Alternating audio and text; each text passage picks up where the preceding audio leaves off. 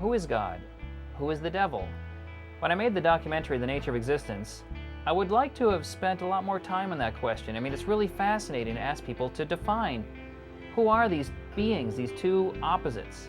Well, this DVD is an opportunity to do just that. When you ask people why they're here, God comes up quite a bit. He gets a lot of the credit. But who is God? Is there a God? Is there a God? Of course there's a God. I don't think she exists. I hope so. God? There is a God. No. God is the spirit. He says he's the light, he's the door, he's the shepherd. There's a hand that you reach for. God is a creator, sustainer, redeemer. And God is everything. You know, he is all existence. He created everything. Creation had to be created. And to be created, there has to be a creator.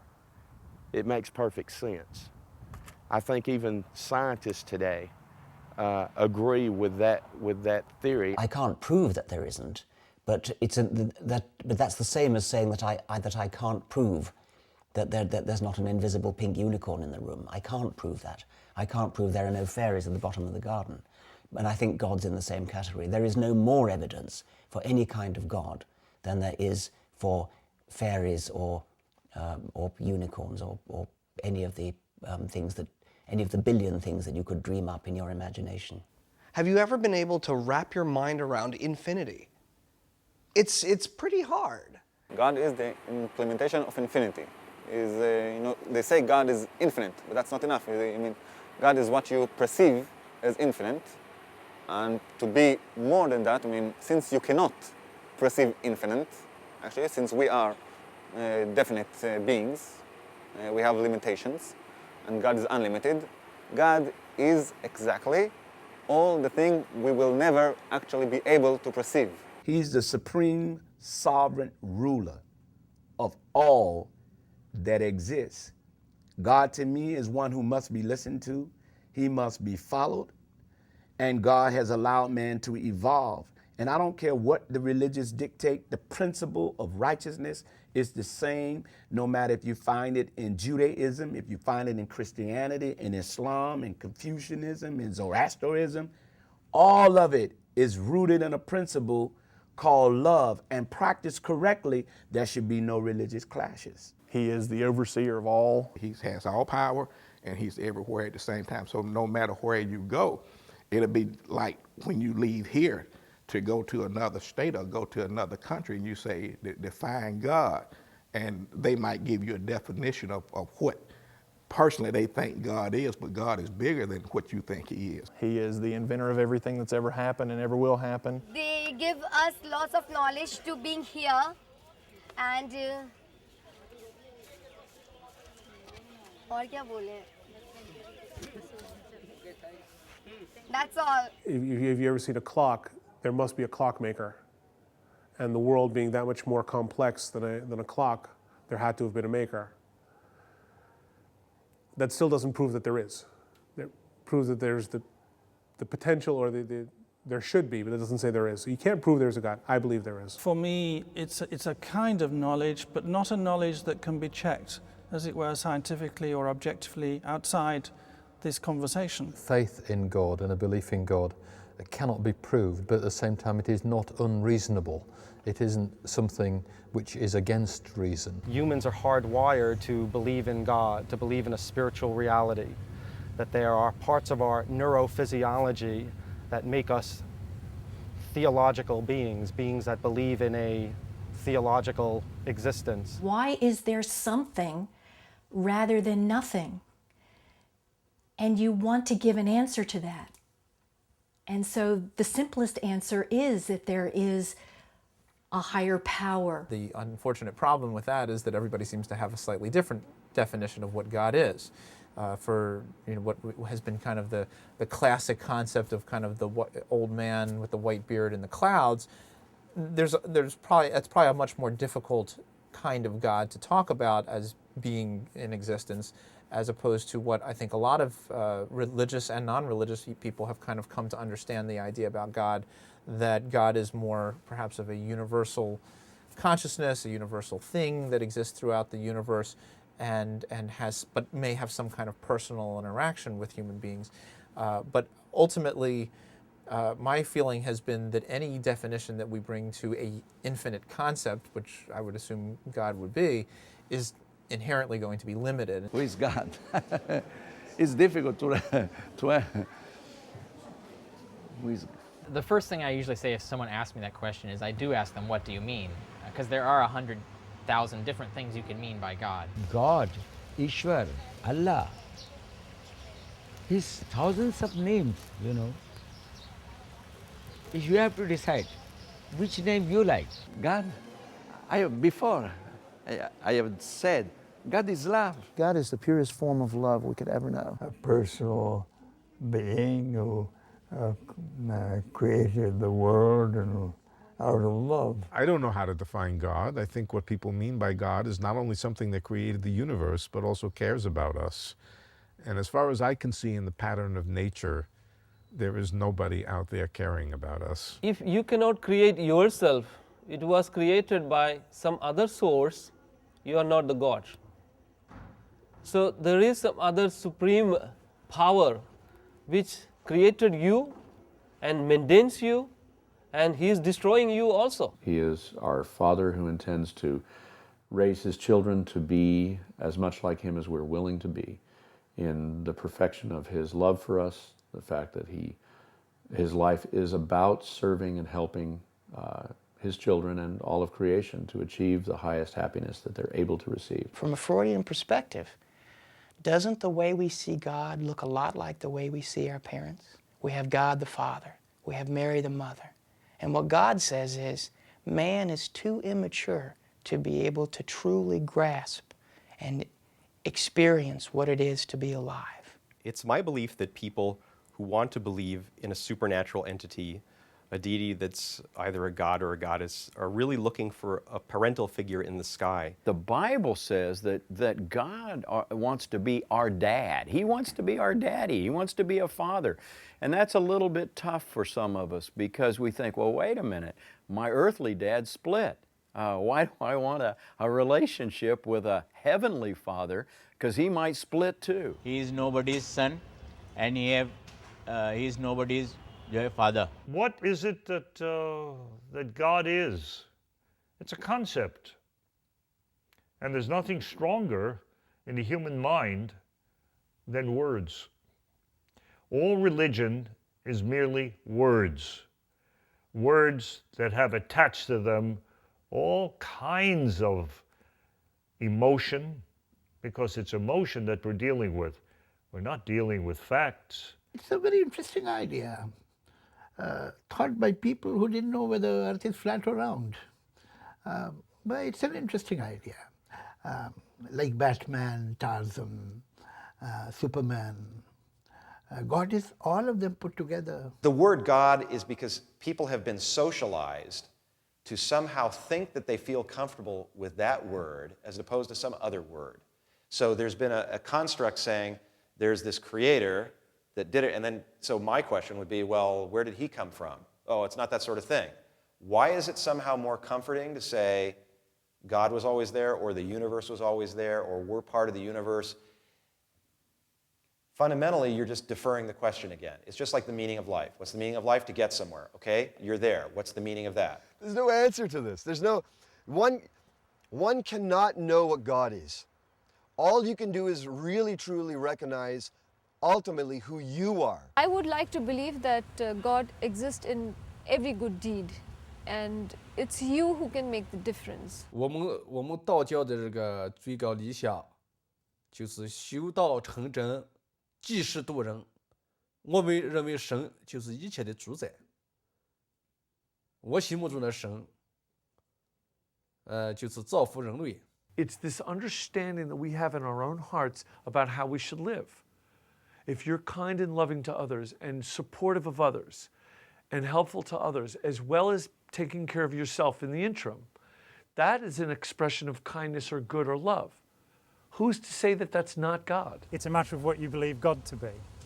It's been said elsewhere that for every, there are as many gods as there are individuals who believe in God, because everybody has their own take on it. And the way I define God Well, I kept changing it. In my search for God, I kept doing what everyone does, which is they have a very narrow definition of God, and then as they look for evidence and don't find it, they keep broadening the definition of God till it just becomes God is air, or God is a life force, or God is a molecule. Like, it just becomes a joke. Then my next question, logically, is does God have a consciousness or not? Right. That's the last thing to go. People will hold on to the idea that God has a consciousness, is aware of them in particular, till the end. And then once that's gone, you know, to me, there's no difference between them and an atheist. God as the ground of being is the totality of all activity at once.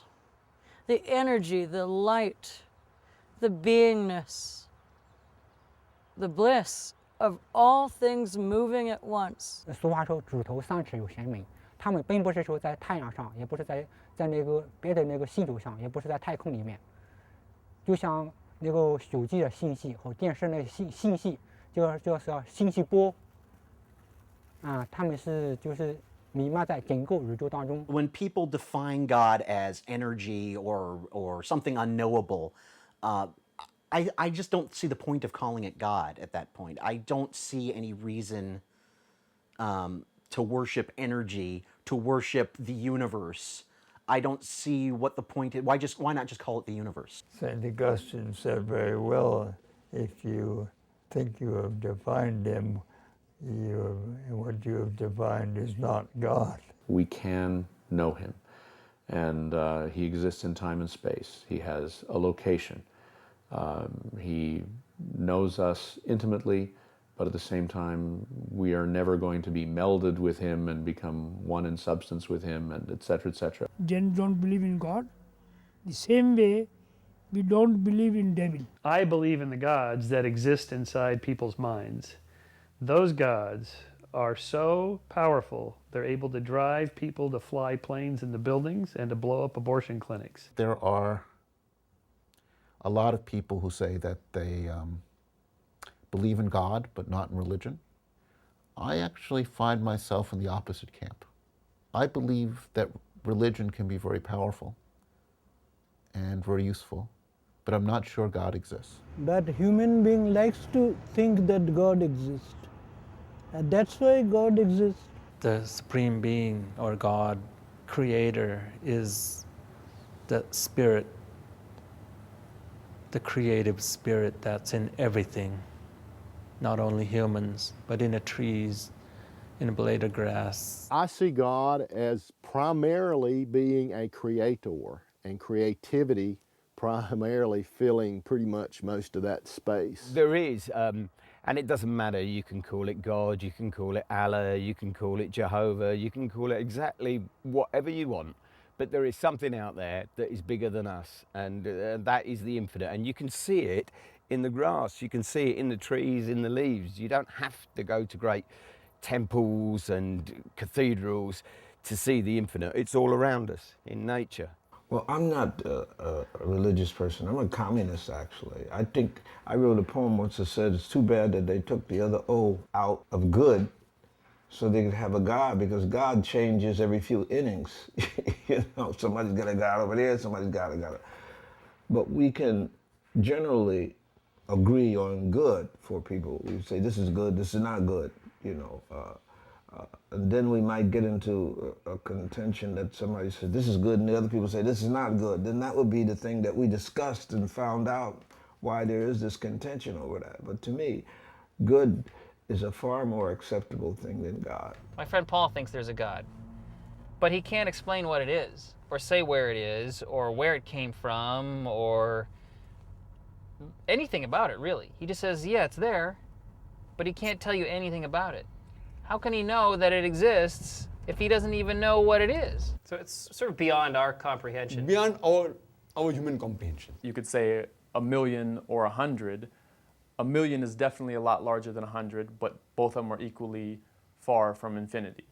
So it doesn't matter how much you progress, you're never any closer to infinity. And so my understanding of God is something like this. We can never really fully know God or grasp God, and everything we know about God is an invention of our own mind. As far as I'm concerned, God is just a projection of people's desires to have answers to difficult but complicated questions that we can't answer right now. How can we explain God? We can't.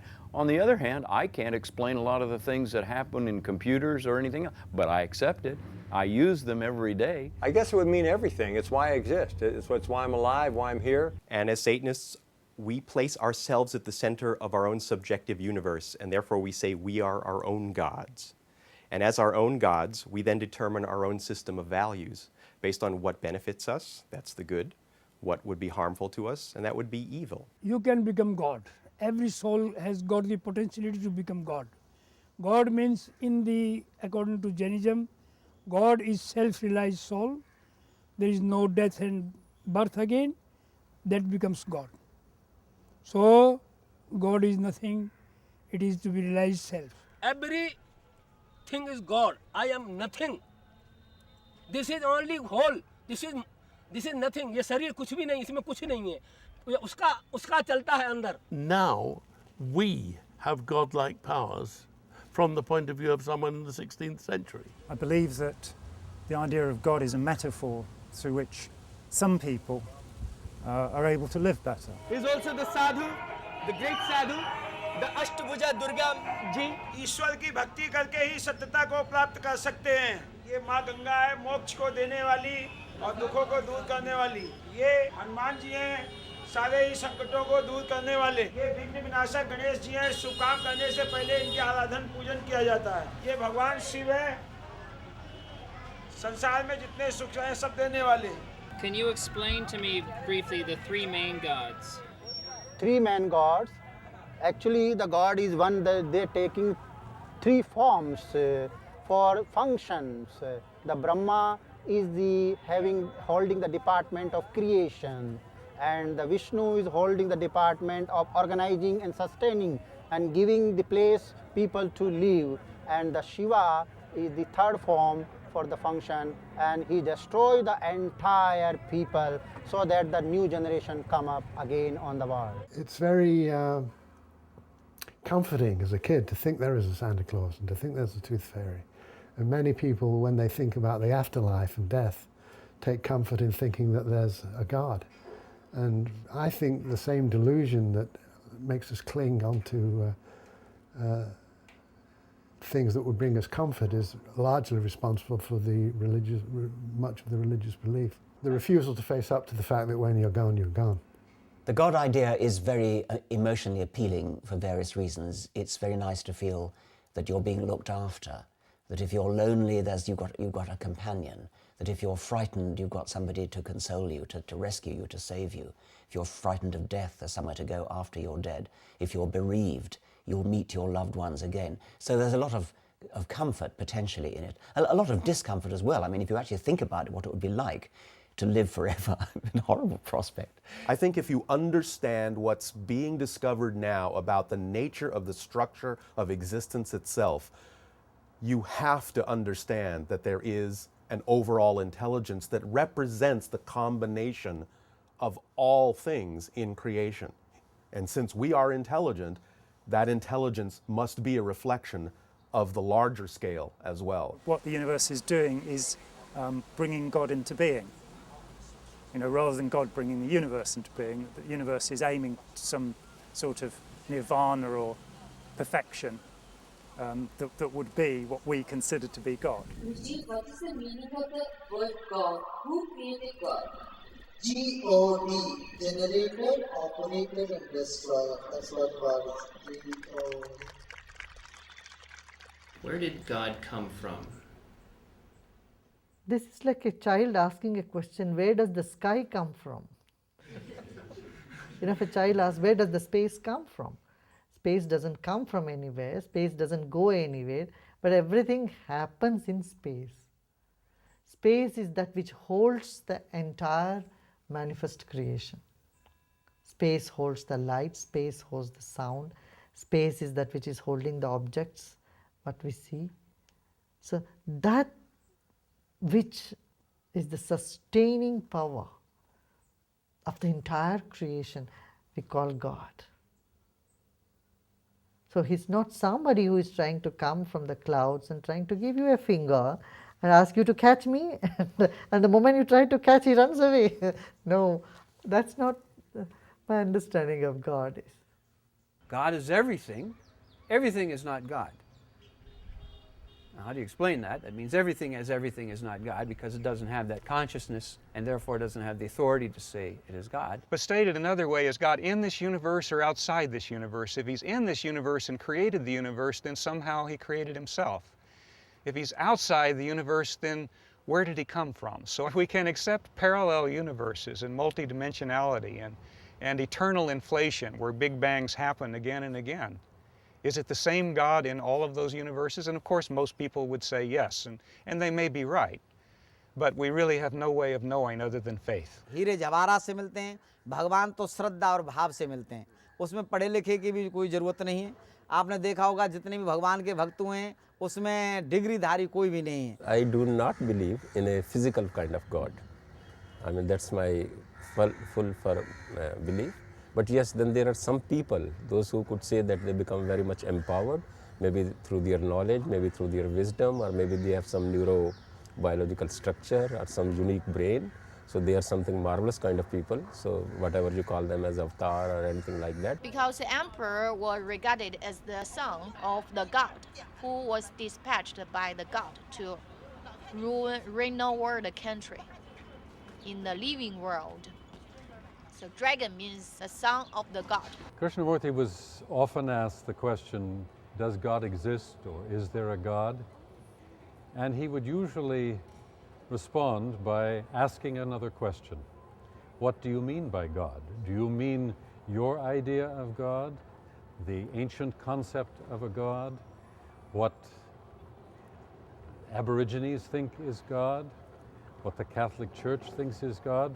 What is your image of a God? If you're asking that question of me, he would answer, then I can't tell you. To find out if there is a God, you have to pursue the question by not resorting to any authority, any outside entity, a church or a sacred book or another person who's going to give you that answer. The answer must be authentic with you. भगवान की चर्चा करते हैं, भगवान की चर्चा का कोई ठिकाना नहीं है. You can't call him on some toll-free number, or you can't, possibly get him chatting with you on your net. But yeah, if you think and if you just spare a moment with your own self in silence, he's there, telling you exactly what to do. And I also have these conversations with this person called God. I do. I don't think that means there's a God. I think it simply means there's some neural networks up there that tend to do this. When you talk about the question, did God create our brain, or is God in our brain, or did our brain create God? To a certain extent, the answer is probably a little bit of both. Now, of course, that does depend on what your own beliefs are about the universe and God. But if we are beings that have arisen out of the universe or been created by God or whatever, our brains are created from that stuff, from the universe itself, from God, whatever your perspective is. And in that way, the way in which our brain works is dependent on how that creative force actually got in there. All I can suggest is that we now know there are regions in the brain that generate religious and spiritual consciousness. That doesn't necessarily suggest there is no God. There is no proof there is no God. But for eons, man has been, or centuries, man has been looking out to the skies, looking outward for his gods. And now for the first time, with the advent of medical technologies that allow us to peek into the workings of the brain, for the first time we can see that perhaps it's not outward that we need to be looking to find what God is, but inside our own heads. Every body has an inside God. We have a strong belief that the God is inside, God is speaking, God is singing, God is listening. और राम बसत सबके हृदय न समझत नाय. The force is within every one of us. It's using the most powerful parts of our system. We have a big brain that isn't used. We don't know its potential because no one has ever pushed it to the limit. You might say to someone like Isaac Newton, You might say to somebody like Einstein, there are many, many men who have pushed it pretty far. Even Nietzsche, who I think is fantastic as a philosopher, they've pushed it pretty far. But nobody has really taken advantage of the human brain. God represents to me all of human aspirations for thousands of years. And those aspirations just keep on rising as we accomplish more, and that's how it should be. Galileo, as most of you will know, got in some difficulty with the Catholic Church. However, in defending himself and defending the right to do science, he said, science and religious belief can never come into opposition. And the reason that this is true is because science is the act of humanity, of humans, giving as truthful witness as possible to their experience. If God is truth, then how can these two things be in opposition? Science can only enrich religion. Any concept of God has to expand as our appreciation of this amazing universe expands. If God somehow encompasses this universe, then the concept of God has to be enriched. Well, theoretical physicists often talk about God, but they rarely mean the kind of personal deity that religious people mean. They usually have in mind some cosmic intelligence that pressed the button, as you put it, or was responsible for the creation of the universe and for framing the laws of nature. Many scientists are religious. There are many scientists who believe in God. There are certainly many scientists who use religious language and who will say they're religious if you ask them. If you actually ask a supplementary question, if you say, well, what do you actually believe in? It very often turns out to be what I've called Einstein's God. I mean, Einstein believed in the God of Spinoza, which is a sort of pantheistic, it's a name for that which we don't understand. Einstein had a great reverence for the mysteries of cosmology, the mysteries of that which we don't yet understand. The reason that we revere Spinoza and Einstein is that they knew what they didn't know. They were, truly wise. And so Spinoza was saying that nature, that don't read the Bible, look at nature. If you want to find the divine, the sacred, look everywhere around you. It's everywhere. The thing about Spinoza is that he realized that there isn't room both for the universe and for the kind of omnipotent, omniscient, omni-everything God. Because universe means universe, everything. And either God is included in that, or God's outside of it. And if he's outside of it and not doing anything to do with it, he's irrelevant. Now, the Templeton Prize is often described as the sellout prize for scientists. If you want to cash in a quick million, just write a book saying a few nice things about religion, and bingo, there's the Templeton Prize. Because there's not a lot of competition amongst scientists for people who will say nice things about religion. But the idea of a God who's watching over us right now, who listens to your prayers, who has any sort of sway over what happens right now, I don't think that's possible. Do you remember what age you arrived at this belief and what triggered it?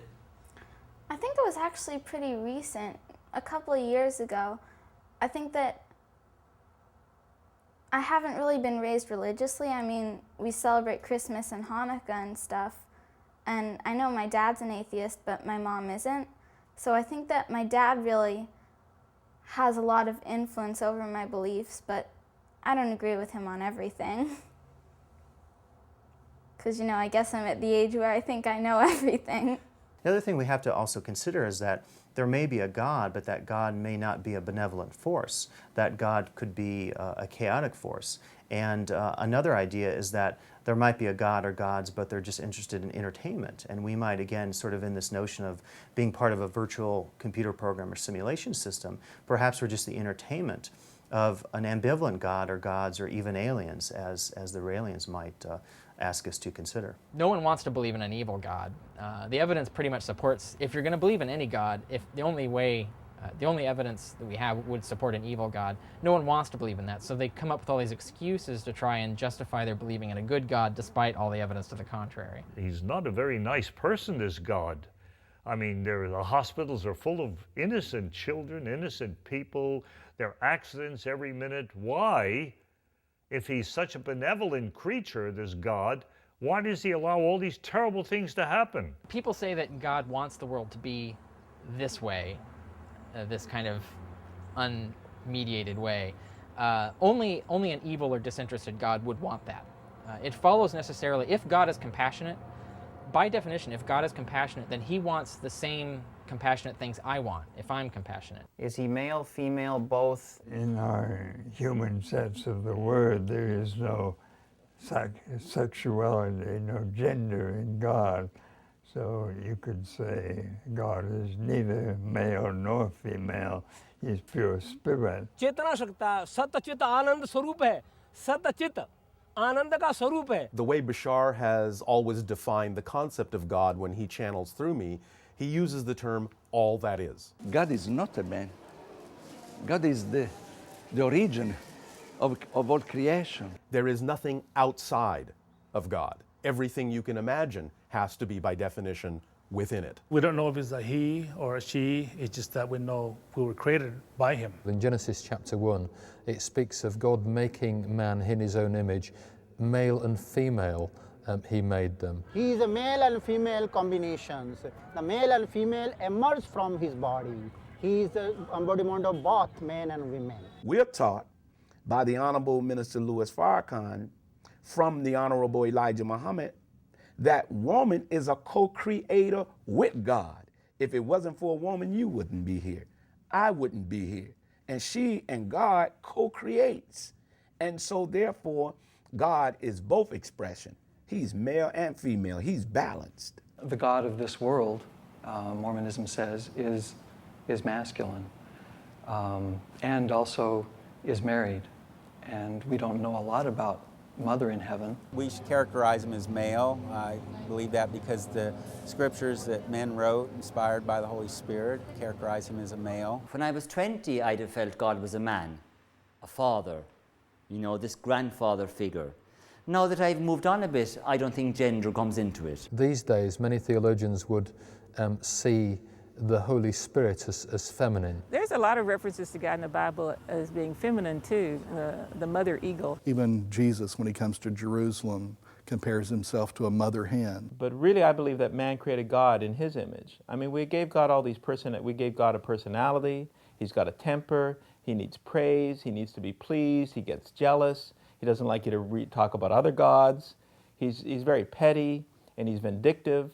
Sounds a lot like a person, and not necessarily a very good one. Man created all of the gods, and we project gods in our own images. If you look at ancient cultures that don't exist, there are sometimes healthier god concepts. If you look at the ancient Greeks, where they took enlarged projections of basic human types and set them up as examples to be inspired by or to be terrified of. If you look at very primitive cultures, there's usually something monolithic and frightening, monstrous, often a projection of the forces of nature into something anthropomorphized. One of the really remarkable things, though, that I think keeps consistency among many, many religions is that anthropomorphic nature. We see ourselves in God. God is a realm that's so completely beyond us, it's like asking an orange to explain nuclear physics. It's not a function of talking to the orange long enough so that the orange will sooner or later come to a state of being where he'll be able to understand nuclear physics. It's completely and totally not part of the orange's reality to understand nuclear physics. So too, it's completely and totally beyond our reality to understand anything essential about God. There are certainly aspects of God that we understand. A matter of fact, according to Kabbalah, Jewish mysticism, Hasidut, the inner meaning of the Torah, there's unbelievably sophisticated ideas about existence, about godliness, about physicality, metaphysicality. But the ultimate question, why does God exist?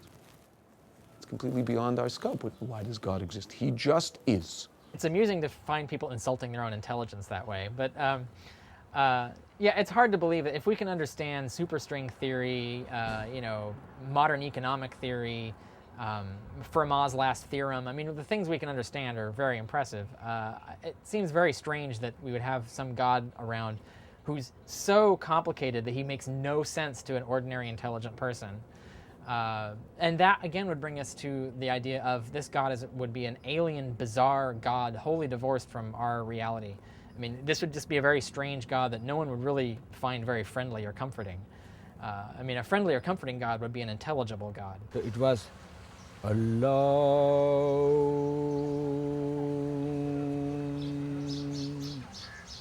alone, alone.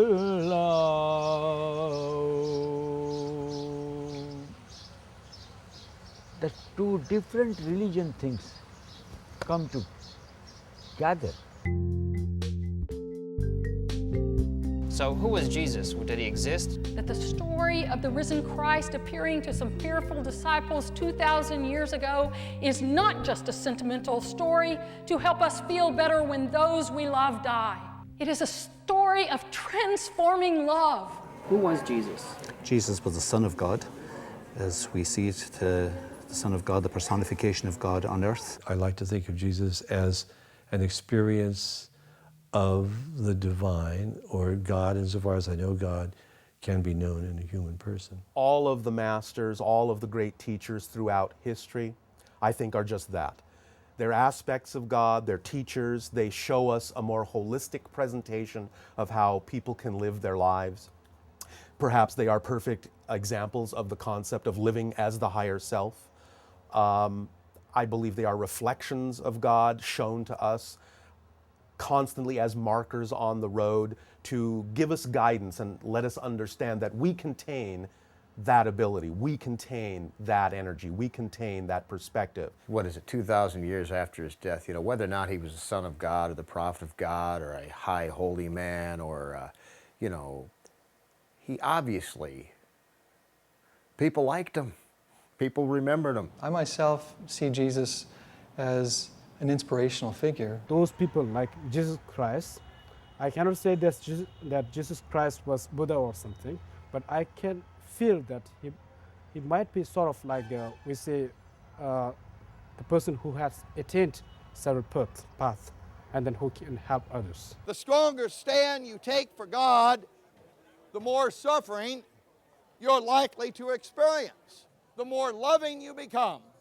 the more you're going to suffer. There was anyone more loving than Jesus, and no one ever experienced greater suffering. Jesus was God before he came down as a human, and he knew when he was going to walk around for 33 years, eventually he'd go back up to heaven. He is already God, he already knew this. Well, if in the process you can get all of humanity to follow you, and all you got to do is screw around on earth for 33 years and then go back up to heaven for the rest of eternity, I'm sorry, but that's not much of a sacrifice. I'd do the same thing. Jesus is attributed to have told a lot of parables as told in the Bible. It's funny sometimes to me that the biggest parable of all, the actual story of Jesus, is not taken as a parable. Even if you read the New Testament, he never said that he was Son of God. At best, he claimed he was a Messiah. Well, I think the existence of Jesus is improbable on the total weight of the evidence. One of many reasons is the fact that he fits in characteristics more other mythical heroes than historical people. A comparable historical person who's been kind of mythicized would be Alexander the Great, Julius Caesar, Caesar Augustus. For example, there is no historical evidence. By historical evidence, I mean evidence outside of the text of the Bible. There is no historical evidence for the existence of, for instance, King David, Moses, Abraham.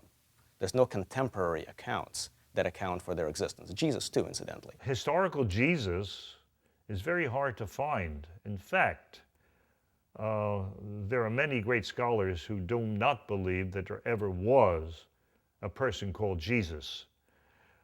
They attribute to much that was written about him, because Jesus never left any writing. And what was written about him was written maybe 30 years after his so-called death. But he was an Essene, and the Essenes were a cult who lived in caves, and they've now discovered who actually took a lot of maraschino mushrooms, very psychedelic.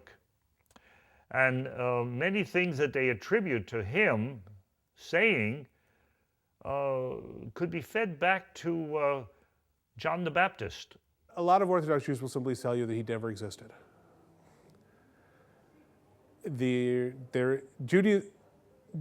the Talmud, there is a person with the name Yeshua who is mentioned. of course, I don't remember when, but at one point in time, the rabbis went and self-censored these parts so that Christians who would be going through looking for references to Christianity wouldn't find them. But we have since, of course, refound these texts and put them back in. The problem is that the rabbis he comes in contact with predate the story of the Gospels by about 300 years. But if he's not this son of God he claimed to be, well, where does that put you? Well, he was a liar then, because that's what he taught that he was. The Jews do need to understand that Jesus is their Messiah. It is important to note that Jesus did all of his preaching to Jews. For me to tell you, Roger, don't miss the boat.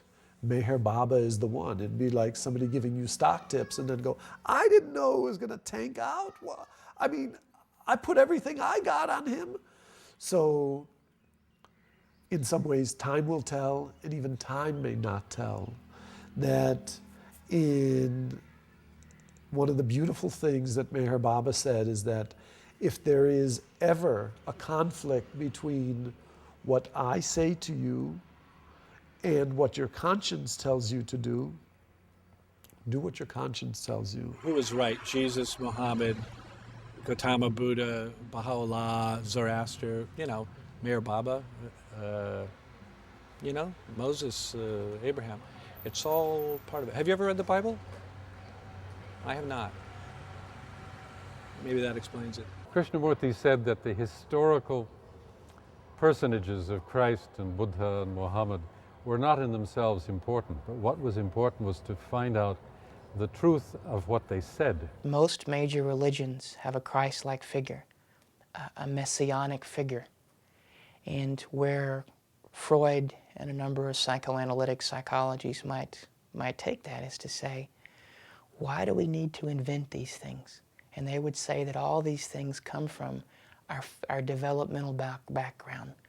One thing is for certain, all of us were babies. All of us had a mom, at least for a moment. And these Christ figures and whatnot, they all come from that same experience.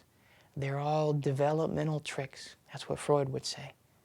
Freud would say that these are fantasies and stories that we tell ourselves that are built from our earliest experiences as individuals and as a culture. And that's why they're universal. I might move a little further away from that and say that Buddha, Christ, all those things I think are reflections of what Freud might call an ego ideal, what we strive for, what we hope for. They are the compass. We set our compass toward those points and we strive towards it. There is anthropological evidence and historical evidence showing that oppressed peoples hold dear the idea of the Messiah, somebody that's going to save them, the Savior, somebody's going to return. Jesus wasn't particularly saying anything new. He would quote from the Torah, the Psalms, the prophets. Love God with all your heart, soul, mind, and strength is from Leviticus. Love your neighbor as yourself is from Deuteronomy. Personally, what I think is that the story of Jesus is similar to the story of King Arthur or of Robin Hood. There never was a King Arthur of England. We know this historically. But there were various chieftains, various people who claimed to be kings over the different peoples living in England of the time. And slowly these stories came together into one figure who became, there may have been one of them who was an Arthur. What did Jesus look like? He was a carpenter. So, I mean, I would say he's a, pretty fit person. I mean, he's not a weakling by no means. But I'll tell you another thing he had, the ability to yell. You don't get up there in front of thousands of people and go, the kingdom of God is like a mustard seed. No, it's, the guy's got to be, there's thousands of people. The kingdom of God is like a mustard seed. So he was a dude. He was a real man. The reason I draw Jesus with long hair is that's what's been happening over centuries, is that's the stereotypical Jesus. Probably the biggest complaint I have is that Jesus wasn't white, and that's very true. We don't know what Jesus looked like. The Bible doesn't tell us, but they recognize from my drawings that represents Jesus. And again, the message is more important than the image. When I look at the biblical description of him, and we see that he had hair like wool, that'll be more like the hair I used to have. The story about Mary taking Jesus into Egypt to hide, that's kind of bizarre if he's white, you know what I mean? And I would say, how could you hide in Africa if you're white? In every culture that believed that Jesus is the Christ, they painted Christ in their own culture. If it helps you to believe in him that he was blonde hair and blue-eyed, then paint it. If it helps you believe he was black, paint it. Whatever, I don't care. It doesn't bother me. I remember one of them was like, picture of Jesus, dark hair, brown eyes, you know, and then like came around the hall, there's another picture of Jesus with like blonde hair and blue eyes.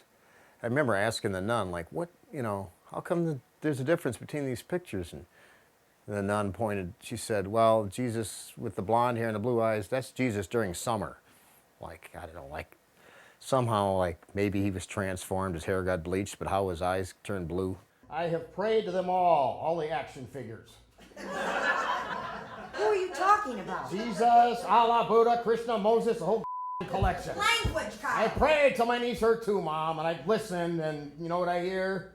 Nothing, just me praying. Any of these spiritual leaders fulfill what Max Weber called charismatic authority.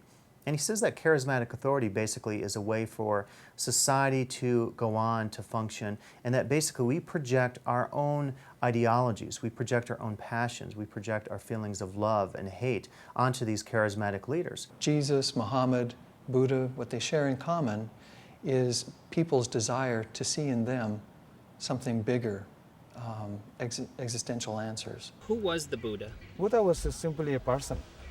Like us. So, but in Buddha's case, Buddha is called not a god. Buddha is enlightened beings, enlightened. In Buddhism, we can be like Buddha. We have the Buddhahood. We have the same quality that is in Buddha. お釈迦様が人間として生まれて、人間としての苦しみをどう乗り越えるのか、そういったことを自分の経験から生み出してきた、そういった生きる先生ですね。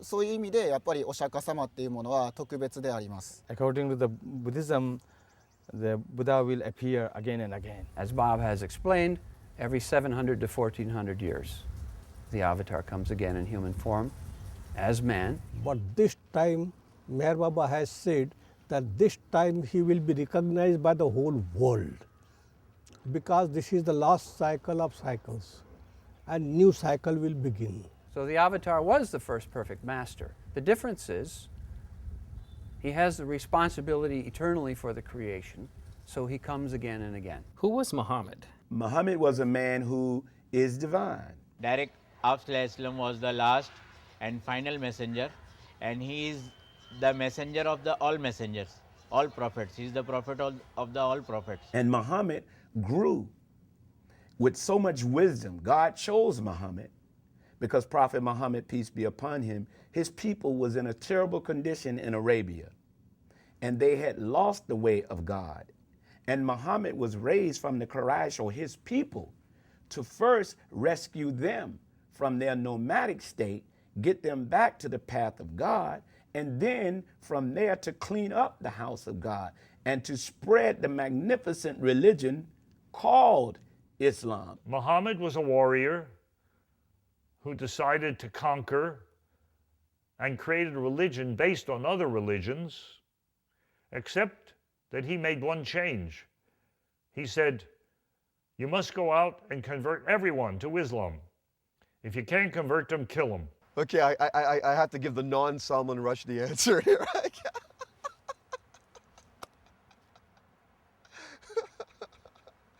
I've got a family, Roger. In Shia Islam, they were expecting a promised one, and Sayyid Ali Muhammad, his title being the Bab, declared that he was that promised one. The Bab means the gate, and he was the gate. He was going to usher in a new age of righteousness, and he was preparing the people for one greater than himself. And this is, we believe, is Baha'u'llah, which means the glory of God. Because they came as a godly person and a messenger of the God, and they got the divinity, the divine light from the God to enlighten, to give the light in the right direction to them entire humanity. They were the embodiment of the divinity. Well, I think divine means its original meaning, to be able to see in the future, in the sense that you're a prophet. If you say God is omnipresent, then God must be present in Buddha, in Muhammad, in Jesus. Savior figures like Jesus, Muhammad, and Buddha on many levels, are fictions. That if there is any historical reality to there being individuals there, whatever their lives really were, we know nothing of them. 所以孔子可以说是在中国历史上大家公认的第一个伟大的圣人。 And as far as I'm concerned, all the holy prophets, all the great prophets, were just great druids, as far as I'm concerned. Whether it be Jesus, Muhammad, Buddha. I think they were born to show us our potential, and the mistake that we often make is putting them out there, outside, like they're something above. But really, they are just showing us what's possible. The thing is, the consciousness of people back then, 1,000, 2,000, 5,000 years ago, was at such a low fundamental place that anyone with even some basic understanding or basic self-inquiry seemed like a master. So to me, those people are inspiration, not because they have some divine knowledge or divine inspiration. What's really inspiring to me is that they were doing the work back then that we can do right now. So we can become that very same profound awakened self right here today, in this year, in this moment. So it's not that they were special, it's that people around them were really dumb spiritually. So rather than being worshiping Jesus, my philosophy is be Jesus-like. Rather than worshiping Buddha, be Buddha-like. Muhammad came after Jesus because after Jesus, the books was manipulated and Jesus' teachings was changed because Jesus never came saying he was teaching Christianity. He never mentions that word. In fact, he didn't even speak English. So how could he have mentioned the word when English language was not even around then? So all of the prophets, Moses, from Abraham to Moses, to Jesus, to Muhammad, they all taught from the same one God. They were just dealing with different circumstances during different periods of time, but each one of them leaned on the other one. Moses was leaning on Abraham. Jesus leaned on Moses, and Muhammad leaned on Jesus. In fact, Moses is mentioned more in the Holy Quran than Muhammad. What does God need from us? What God would need from humanity would have to be Medicare or some kind of health insurance, because his reputation is so shabby that he's probably on his last legs worldwide. I think you asked those questions that no one could possibly answer. I can't speak for him. I can only do what I need to do in my own lifetime. I can't ask him and he can't just tell me. God requires us to think.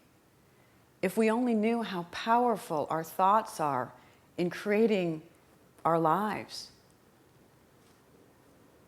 God requires us to use our talents and to awaken to those talents that we really have. If God needs anything from us, I think it would be for us to awaken to our full potential. I think what God wants from us is to be in the moment and to be connected. In church, we're taught that God needs us to worship him. And it's hard to say that God needs anything, but we're here to show the attributes of God to each other. God is love, so we're here to love each other. And I think that our spirits possibly, because nobody knows, possibly came from God, and that we will return to God after our time on earth is here. But I don't think the earth is just a waiting station where we wait to go to our heavenly home. It's not like that song, you know, this world is not my home, I'm just a passing through. Yeah, I think it's like that. I think that we're here to experience God's glory in this creation, and we're part of his glory. God said to us, I decide to love you, so you accept my love. Yes. And I think what he wants is relationship with us. And that in many ways, he wants that for us. That he wants us to know him and to enjoy him and to be in relationship with him, much like one's hope of a family relationship would be. He expects us to live up to the criteria and the standards that he gave us in the Bible. But he doesn't actually need anything from us. God doesn't need anything from us. It's happy either way, okay? It's happy either way. If he's doing something, he's doing for us. God doesn't need anything. He's absolutely whole. He's absolutely complete. He's absolutely perfect. For whatever reason, he desired to be revealed here. God needs us to get us out of the way and put him in charge.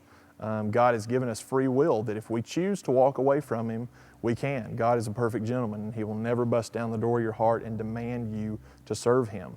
God will, however, judge you in the end one day, and you will stand in judgment before the mighty God that made you, and you will answer for what you've done. In order to understand why he particularly wanted this world, meaning why did he want a world of hiddenness in order to be revealed? Because we know there are higher levels of worlds, there are metaphysical worlds where godliness is revealed a lot more than it is in this world. And there are worlds of angels, there are worlds of souls, where souls come from before they descend into this world and where souls go after they leave this world. Why not stop there? Meaning, why not create a world where there's more revelation and then there's no questions? But there's also no service. You can't do anything because there's no hiddenness. So there's nothing for us to do. The house is complete. I think he needs our love and our obedience and our respect for him. In Quran there is phrase وَمَا خَلَقْتُ الْجِنَّ وَالْإِنسَ إِلَّا لِيَعْبُدُونَ. God is a jealous God. Therefore, it upsets him, and I think it angers him, just like the children of Israel. When we go and begin to worship something else or give something else credit for our being. भगवान हमसे प्यार चाहते हैं. भगवान ये चाहते हैं कि भाई मैंने तेरे को मनुष्य शरीर दिया, तो भगवान को याद करिए, भगवान का गुणगान करिए, उनका सुमरन करिए. For me, I really wonder about that kind of God. The kind of God that, in a way, is so insecure that he needs everybody to say how great he is. We forget, I think, what religion used to be about. It used to be like cutting the throat of a goat or maybe burning a virgin at the stake. I don't know what God had to do with virgins, why he loved virgins, but he loved to get them burned at the stake. He loved goats being cut. I mean, why would God need the throat of a goat cut? It was God's goat. He made the goat. It's like somebody giving you one of your shirts, taking one of your shirts and cutting it all up and giving it to you for a birthday present. Here, I got you something. I mean, it seems so often, Jews and Christians alike, talk about God as a sort of really neurotic Jewish mother. I mean, somebody, why haven't you called lately? And, I find that just pathetic. And I get this from, one of my favorite philosophers, Friedrich Nietzsche, who actually was a lot more spiritual than people give him credit for, but he certainly had it in for Christianity and Judaism too.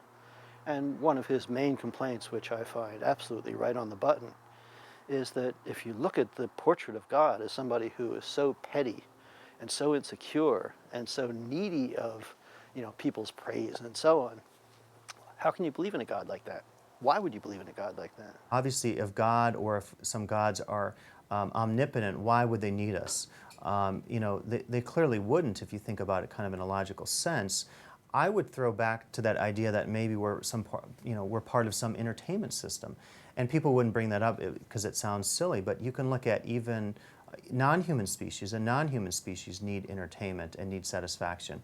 So perhaps we're part of some system of entertainment or pleasure that some higher power uses us for. My sense is that it's a two-way street. We can't just look at the question of what God or the gods may need from us, but what we need or what we get out of giving over to the gods, giving ourselves to the gods. Well, God is the very condition that we're appearing in. So neither of us needs anything from each other. When he is sustaining the whole world, in him everything exists. In him everything manifests and unmanifests, dissolves in him. What does he want? He doesn't lack for anything. Absolutely. If he lacks, he's no God. It requires that we just simply be as we are, prior to any condition, prior to any movement of thought, prior to any grasping of any desire, that we just simply be. We give you thanks that you have called us to this place where we could be in your presence and to praise you. One would have to think that if there's a deity that needs praise from something inferior, he'd have to be someone with a real ego problem. If you really appreciate God's gift, and you know it's a gift, then it's Thanksgiving, and Thanksgiving leads to praise because it's so awesome. I mean, God is so beyond. That those of us who can discover what to be thankful for in life are indeed in some ways healthier. Praising and worshiping God is a form of intimacy, spiritual connection with God. God wants to be praised because He gave us life. That is the greatest gift to be given anybody. I mean, imagine you're God and all these people worship you, and well, how fun is that? How fun is that people pray to you and they sing to you and just are so in love with you. Well, how wonderful. If you thought of what kind of personality would get something positive from that kind of activity, it would be a sort of personality you'd want to avoid. You have to work. You have to feel that you are doing something.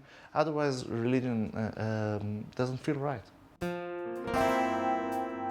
Where does your certainty of belief come from, or do you have doubt, and how do you deal with doubt? I am unshakable in my belief structure, and it comes from within as opposed to from without. God is within me, and the more I access that connection, the more I feel it. And to me, that's just what feels good.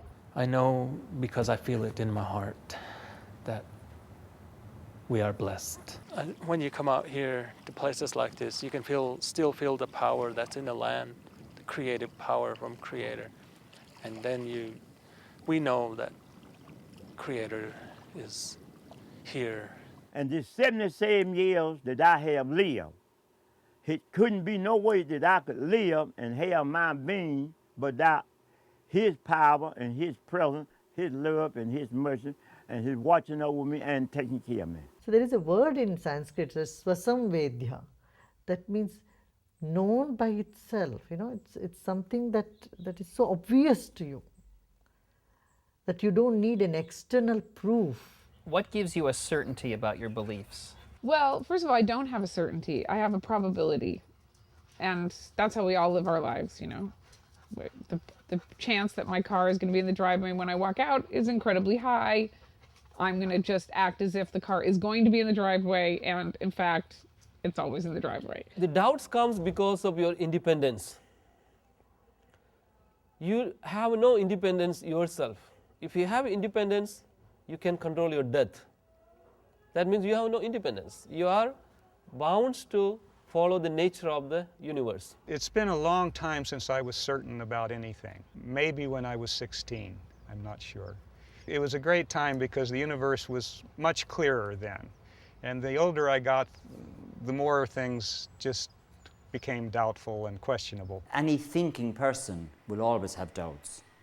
And the way I deal with them is I think about the doubts, I reflect on what the doubts are saying to me, I read, I investigate, I try to find answers, and I move on. जो शंका होती है वो मूर्खों को होती है कोई शंका नहीं ईश्वर है everything everywhere is God. I don't know that I would call them doubts as much as varying levels of certitude. I don't have doubts, but I sometimes question. God wanted the resurrected Jesus to shift our focus away from fear and doubt. I'd like to think that we haven't all been duped all these years. I went to a religious school all of my life, and I learned from the Old Testament. One of the things that I've always sensed in people with very strong religious convictions is that they don't really believe what they're saying, and they keep on telling you this in the hopes that you'll believe it and it will make it easier for them to believe it. I think if we deal with certainty, the way that people say they know what it is they actually believe, that it's important to think about the dream state and to think about those times, those many times when any one of us has, in a dream, believed that something was happening. When a rabbit changes into a briefcase, we have no sense that something bizarre has happened often in dreams. That says something about the way human beings think, that there is a mechanism within us which says, yes, that's true or that's not true. We don't, as theoretical physicists, deal with certainty. We deal with the best model we have at any particular time to describe the universe. Science robs us of the notion of certainty. One of the things that science tells us is that we must be consciously aware of our fallibility. In science, you're no good if you don't doubt. If a scientist who doesn't doubt something is not a very good scientist. If you ask a scientist to measure something, we actually give you two numbers. We tell you the number that corresponds to the measurement, and then we give you a second number which tells you how uncertain we are in the measurement. The more religious you are, the more you ask yourself every day, am I doing the right thing or am I just making a fool of myself? That even if we belong to a certain religion, there's always the idea that science has shown that religion is not necessary to explain the universe. So why do we have it? I mean, it's to make us able to guide ourselves through this scientific world. But people who banish doubt wind up not people of faith at all, but they wind up being fanatics. So, you know, I think the difference between faith and fanaticism is doubt. I've had doubts about it. They haven't come in a while, and they weren't those gut doubts where you're going through something so you're doubting if God's out there. They were more intellectual doubts, like, wow, I mean, you're really telling a lot of people about something. Do you really believe that? And so at that time you're going, I'm going to sit down and go. And at first I felt guilty about that. And I would seek God, and I sensed His presence in the room saying, I'm worthy to be doubted. Question me. I'm powerful enough to show you I'm real. There's just a clarity of knowledge. If you've never had the experience, then you can only be skeptical. Why would you believe what I'm saying? All I can say is, when you put yourself in the service of God, then from time to time, when He needs you in order to help somebody else, you'll get that experience. And once you've had that experience, you can't deny the existence of God. People do expect priests, religious people, to have a certainty about their faith. But that's not to say that being certain doesn't mean you can wake up each morning wondering sometimes. It's a bit like the nature of love if you happen to be married or in a relationship.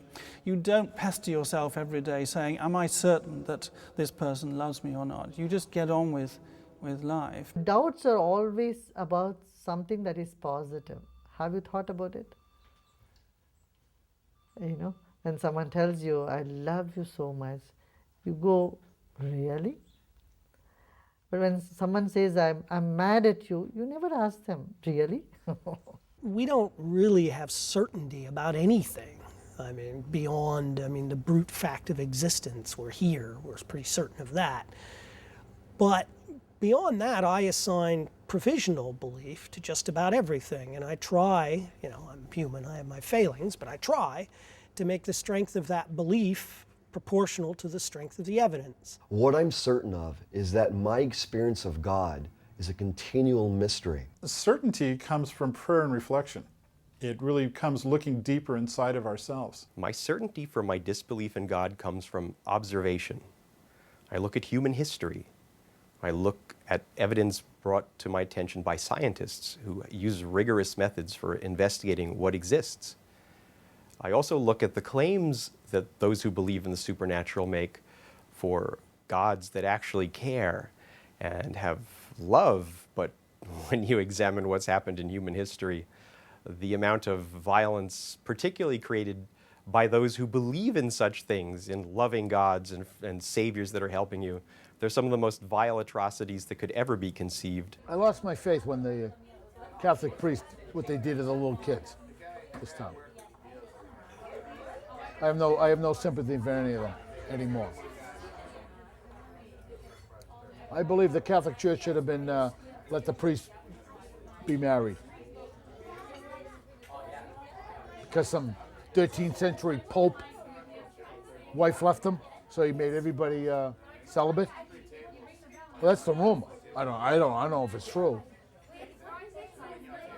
Something like that. I have certainty that Mehera Baba could not have been a normal human being. How do they maintain this certainty? Well, partly they do it in conjunction with other people. You associate with others who embrace the same beliefs, and you carefully avoid people who might challenge those beliefs. We seek out those other people who share our beliefs, partly because they confirm our own. So when I start studying religion, and I start seeing black contribution to the world, because when I grew up in America, a very racist society where the very educational system is systemic with white racism. I didn't know that black people had made the contribution we made to the world until I started studying. And that's where my certainty started coming from. My self-esteem started building up, because I was always told black people were nothing. You all were swinging from trees in Africa. You are akin to the ape. These are things that I heard in elementary school, junior high school. But when I heard different, when I found out that in fact it was Africa is the cradle of civilization, not Europe. The oldest known man was found in Ethiopia. And Leakey called that man Zinjanthropus, knowing that we didn't know Swahili. Zinj means black, Anthropus means man. And then years later, he found his mother, Lucy, who was over 3 million years old. I mean, this was fascinating to me because no one ever told me that. So when I went on a quest for who I am and where I'm really from, and when I started studying Africa, and as I walked back into history, Alex Haley in his book wrote that many Africans that was brought to America, in fact, were Muslims. You see, and so that's where I get my certainty from. How I feel about my strength of belief varies hugely according to, you know, how I got out of bed, what sort of a day I've had, how work went, if I had a row with my wife, all those sorts of things. Anybody who says everything I do in my life is guided by God, I say, then you obviously don't know God's voice, because he doesn't control everything. He doesn't tell you every step to take. Later on the cross, when he was just before he died, supposedly he said, "Why have you forsaken me?" So maybe that you need doubt in order to just search for faith. Maybe that's part of the key. I wish I knew for sure. It seems to me every one of the great religions in the world, certainly including Judaism, Christianity, Islam, but the others as well, take doubt as an important, if not essential, step in faith. Actually, for a period of time, especially when I was younger, I went through a period of not believing and of not wanting to believe. 4 years ago, my son Tom died of cancer. And so when I said that to people and said, you know, I'm not sure actually at the moment whether I even believe in God at all, it was really crushing for them. They found it very difficult. And I think that's quite a difficult balance to hold as a minister, between being completely open and honest with people and having some sort of gauge of what people actually are able to deal with in their own situation. If the minister always burst into tears with everyone else, then that would be a recipe for disaster. People don't want ministers to do that. But on the other hand, they want to know that ministers are human and that they weep and they hurt like everyone else. But not to, as it were, I think particularly in funerals, people for the most part want the minister to be one step ahead of them emotionally, as it were. The God I believe in is a God who comes and reveals himself in Christ and walks among us and suffers and weeps and gets hungry and gets angry and upset and eventually is arrested and cruelly treated and dies on a cross in anguish and cries to God, my God, why have you forsaken me? That sort of a God, it seems to me, is one who really identifies with where we are and in our human condition. And I could not, I think, really go along or accept a God who somehow was so remote and distant and had no concept of what it is that human beings go through. I think that if there is no God, so there's not really a reason to live, I think. So, okay, so there's no reason. We are just here for no reason. We will die. Everybody does at the end. So why wait? Why continue? Why bother to work? Why bother to act in some kind of way if there's no meaning? Is life not enough without that? No. People want to often believe in God out of kind of like insurance, just in case there is a God. So when they get up there, as if we're going to fool God when we get up there and we go, you know, I really believed in you. You know, God would, if there is a God, then he knows if we believe or not. And we can't fool him by kind of pretending we believe and by saying we believe. But if I'm right, then there's a whole wonderful, beautiful existence that I get to be a part of, and it never ends. What do you see as the greatest danger facing mankind's existence? We've got an expanding population. Sure, there are too many of us. Persuade people to use birth control, and they will not have children, or they will not have too many children. The people you can't persuade are the ones who are expanding the population. We wind up with a civilization full of morons. Seems to me everybody should have a PhD, really, to be walking around. I mean, because it's very dangerous to live with ignorant people. Ignorance is a very dangerous thing. The greatest danger facing man's existence, I think, is pride, ignorance. Probably overpopulation. Overuse of the natural resources. There's too many people. It's the smallness of the earth which is the big danger. The danger of existence is this, is that I don't need anyone else. We're our own worst enemy. Humankind itself. Ourselves. What about ourselves? We still carry the jungle with us. Self-destruction. Our own greed. His conceit. Fanaticism. Cynicism. A loss of a sense of meaning. The atheism. Otherwise, materialism is one aspect. Although you can't discount a big meteor. Wired into us is some destructive impulse. We deplete our resources. Religious wars, global warming, doing nothing. It's selfishness. People thinking only I go to heaven, everybody else is going to hell.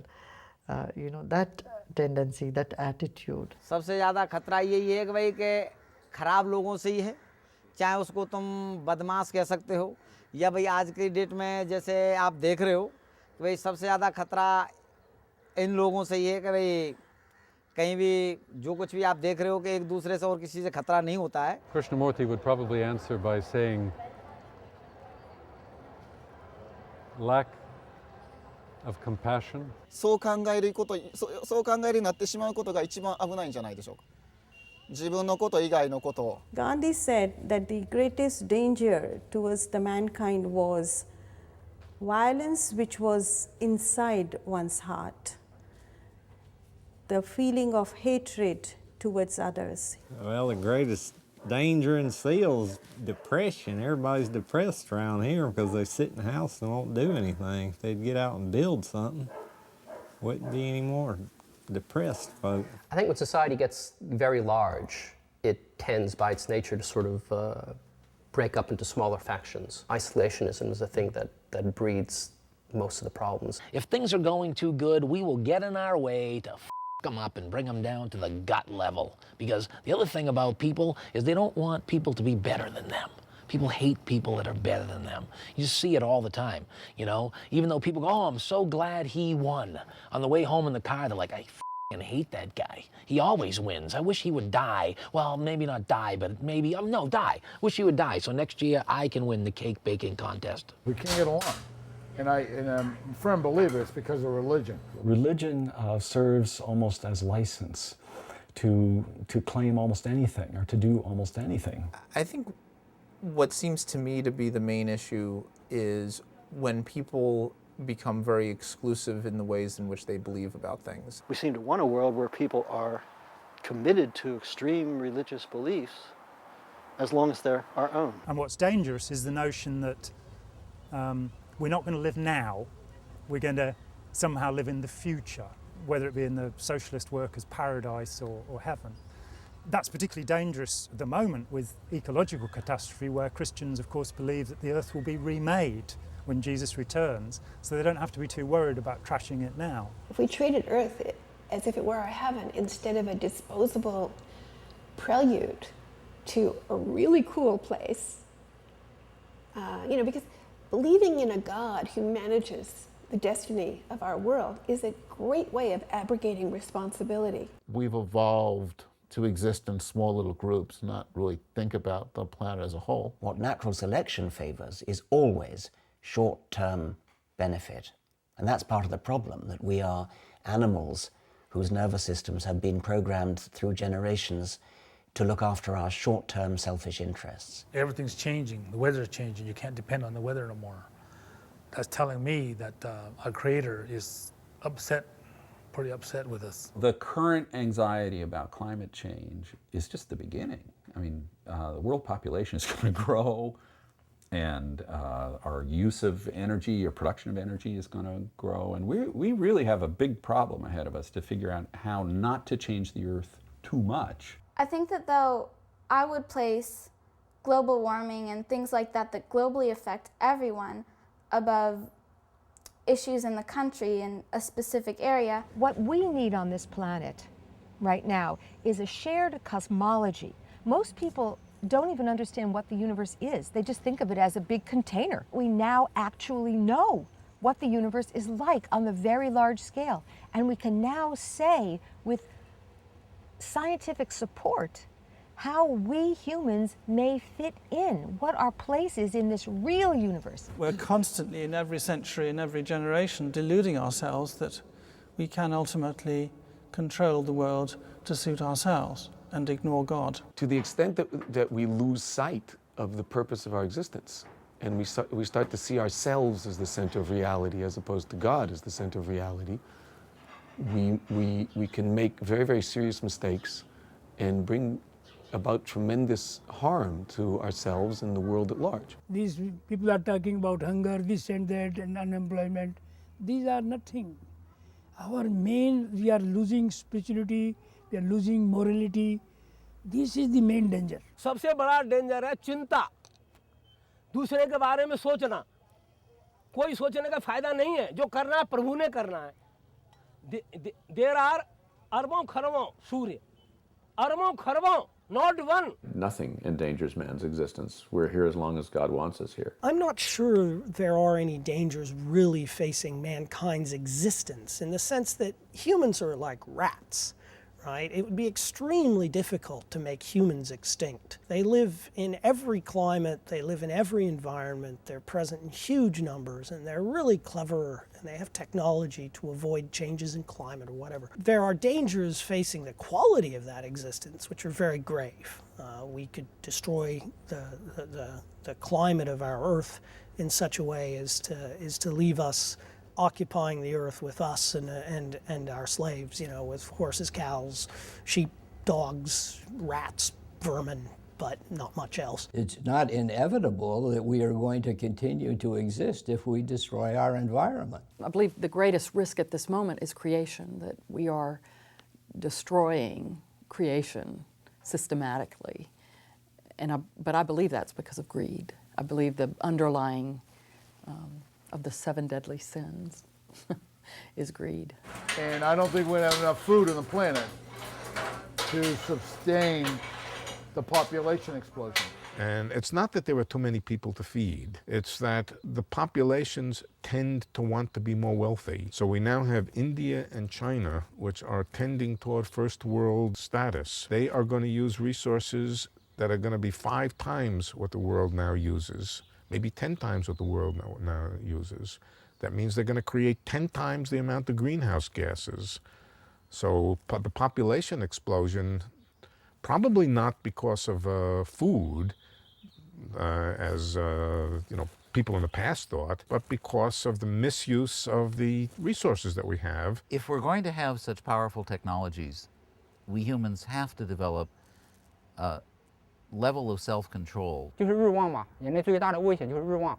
如果说，所以我们道教就主张无为，无为也就是不妄为，不妄为的意思也就是顺其自然。Is it possible that humans have arrived at an evolutionarily stable strategy that is leading us toward extinction? It is probably true that a number of species may have gone extinct, not because of external hostile forces like meteorites and droughts and things, but because they have over-reproduced and overfished, overhunted their resources and driven themselves extinct. And our species toys with elements that could cause disastrous consequences for not only itself but for other species on the globe. There's a point of view that ecologically the best thing that could happen for the planet is for mankind to become extinct. I don't think we've ever had people in charge of lethal weapons who positively and actively desire to be made martyrs. And this is a new threat to humanity's existence, which we've got to come to terms with. As nuclear weapons become more widespread, small nuclear wars could start, And it's very hard to imagine how those could stop. And the most frightening of all to me is not even nuclear holocaust, although that's dreadful enough, but what we can do by manipulating life forms and creating new diseases, if we turn that direction, or just in creating, with the best of intentions, new life forms that we're not morally prepared to deal with. We are on the verge of being able to destroy ourselves or become something else. And then, you know, it's a great show. I mean, we don't know what the last act's going to be. So from a Freudian perspective, there's a thing called a death instinct, where there is a struggle between staying here but also leaving the stage when our time is done. I'm afraid of human nature. I'm not afraid of animal nature.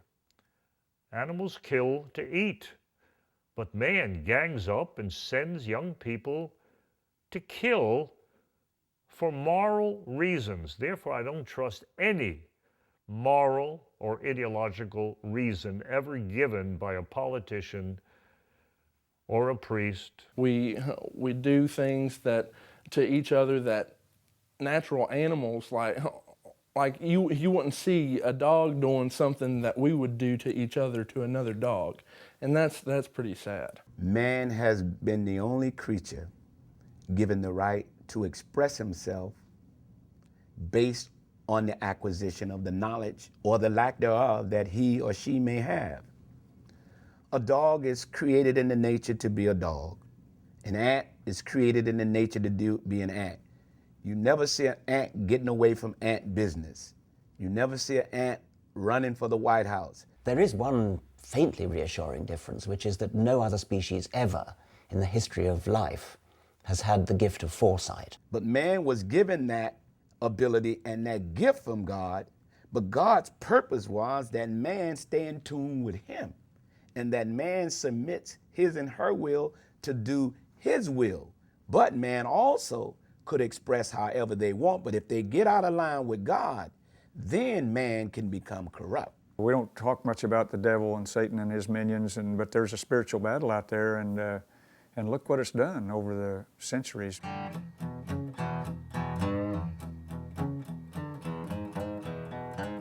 Who is Satan or the devil, and what is his role? Christians want to pretend that there is an adversary, that there's a battle going on for souls.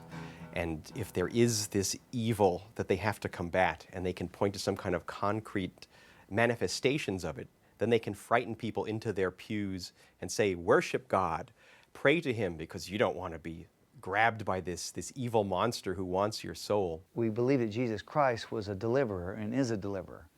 So if we don't have an evil side, then what did he deliver us from? I mean, why did we come to him if there's nothing evil? We believe in the literal existence of Satan. We just don't believe that Satan is the source of all evil. Evil exists in human hearts that are too proud and self-willed to submit to the good of the community or to the teachings of God. I think the devil is an entirely Christian invention, or Judaic invention before that, and possibly an Islamic invention as well. Has no part in paganism. If there were a God, then I see no reason to believe there would not be other beings that would have these properties, and so I'd see no reason to believe there wasn't a devil. I've seen no evidence for one. Need you ask if there's a devil? There's a lot of evil which is done by people. There's a lot of evil that's done by animals, in a sense. I mean, you could say that a parasite that gnaws its victim from inside is doing evil. But there is no spirit of evil. There's no disembodied demon that is driving anything to evil. The idea is ridiculous and childish. What is the devil? Not as like two horns or, two big teeth like Dracula. Not like that. Just as a human. Those who are very cunning, having very ill will, those are devil, because their actions are like a devil. The only creature in the earth that can do something evil is a human. A lion jumping on a lamb and grabbing its neck and sucking out its blood till it dies is not evil. That's called lunch. The devil, according to Christian tradition, is a fallen angel who has certain powers to tempt us to do evil. He is sort of the sworn enemy of God, and tries to prevent people from serving God faithfully. Lucifer, the son of morning, he was called. That's what Lucifer means, son of morning. He was perfect in all of his ways until the day evil was found in him. When Lucifer said, I will exalt myself to the throne of God. I will be like the Most High. Well, you know, the devil's actually God's right-hand man. In Job, Satan is an angel that God sends to go inflict all these tortures on Job because God and the devil make this bet. But the thing is that Satan isn't in command of hell. He's just the right-hand man who does the bidding of God. And then, of course, we're missing the part of the story where somehow you had the fallen angels and so forth. That's not in the Bible. The right hand of God reference is to a worldview that there is an enemy, an evil that must be controlled, dominated, and overcome. And that the right hand of God will one day swoop in and make things right and destroy all evil. Satan is any being who goes against the will of God. Satan as a symbol, aside from being an adversary, is also in romantic literature and in authors like Mark Twain and in Milton, a heroic figure. So for we Satanists, we see the emblem of Satan as something we identify with, as an exemplar, as a projection of the best within us. So we see ourselves as Satans, the ones who will not bow to authority. So when you really want to be independent, you forget about the God. God puts in front of you that devil. Okay, you don't like to be more close to me, then you go to that way. The Bible describes him as a threat, a being, a person, if you will. In fact, if he were to show up in here amidst, he would come in the sharpest $500 suit with the trickiest shoes on. It wouldn't be somebody that's ugly that would force us to flee from him. It would be somebody that would draw us unto them because of the beauty of who God created him to be in the beginning. But because he rebelled against God and wanted, according to the Bible, to make himself equal to God, God says, no, it will not happen.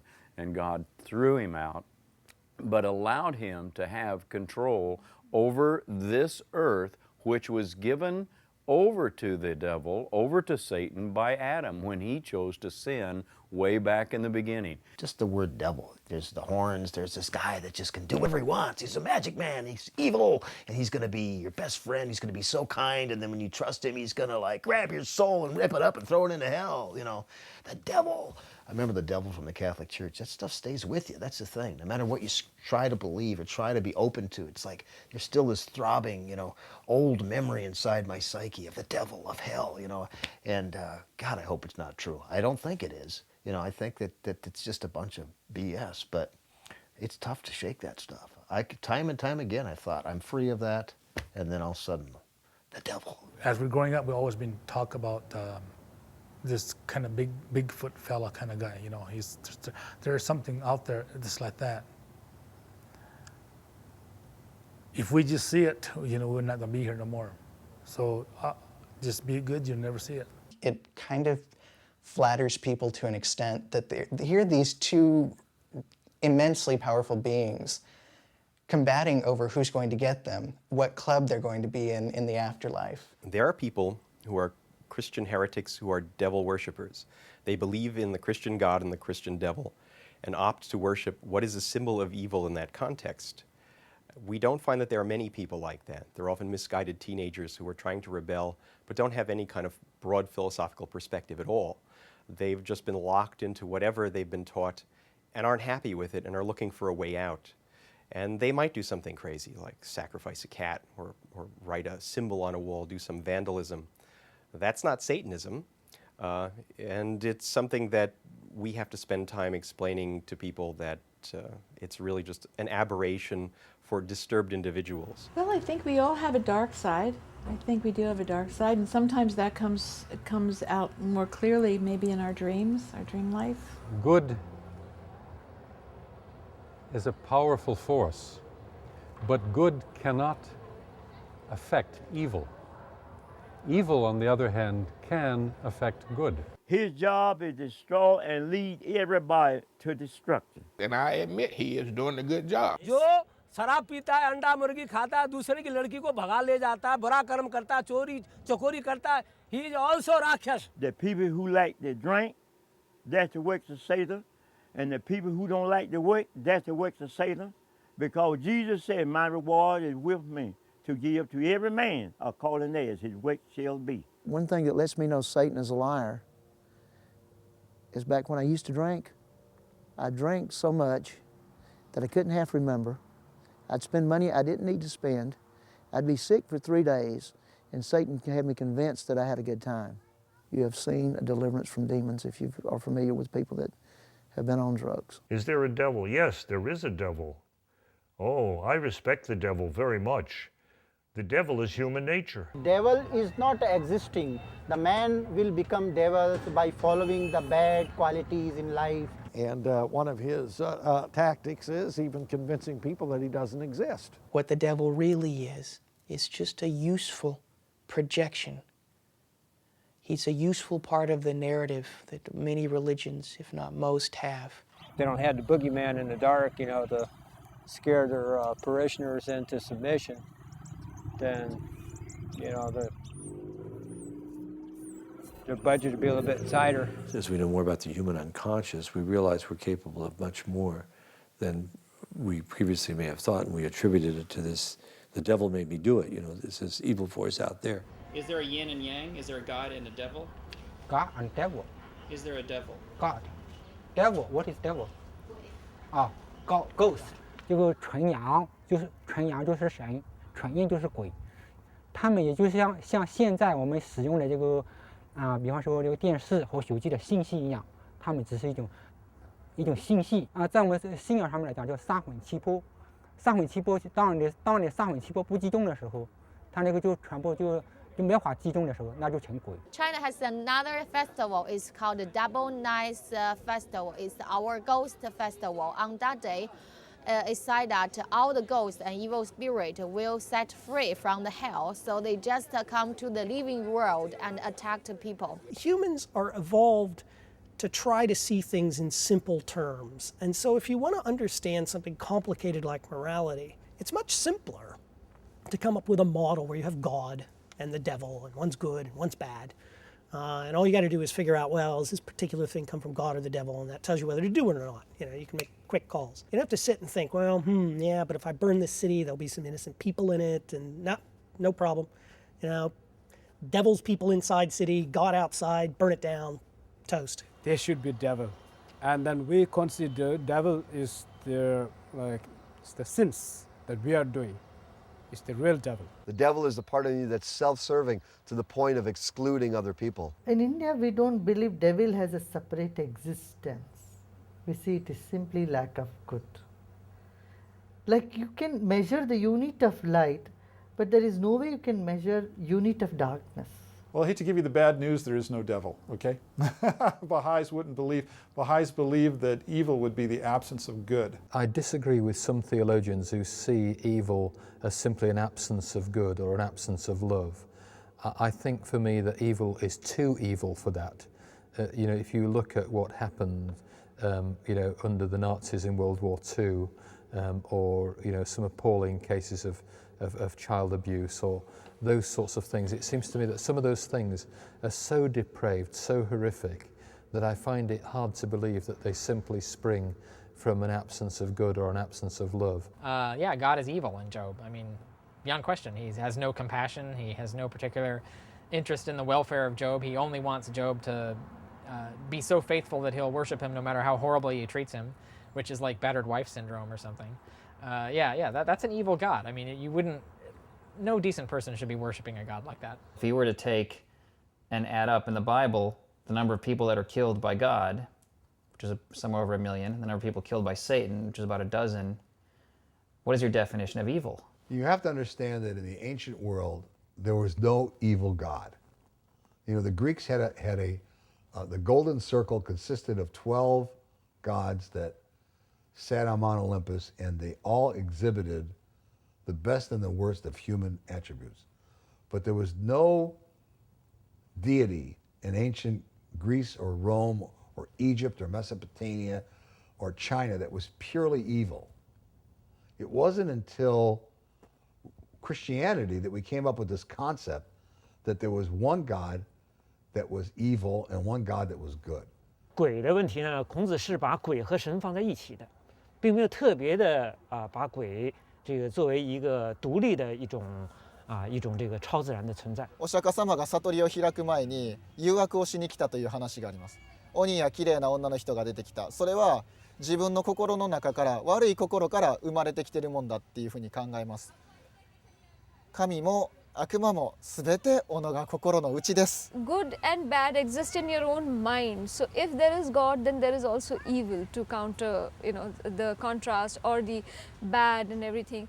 It's just the balance of your mind. Some people get tilted towards doing good deeds in life, to do good to society, to humankind at large. Is there a devil?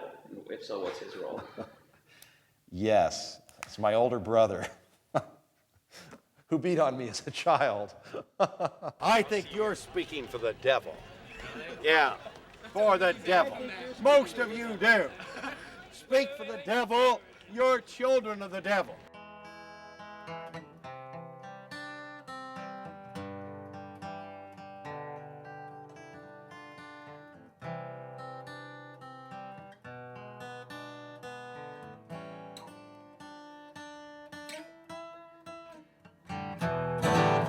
Devil comes at night when you're sleeping and you are afraid for your soul. You gotta call out to Jesus, help me now. Only the good sweet Lord can fight the devil and save you. Jesus and the devil fighting toe to toe, a left to the chin and a good body blow. Jesus and the devil bare knuckle fighting in your yard. I'd pay good money to see that, wouldn't you?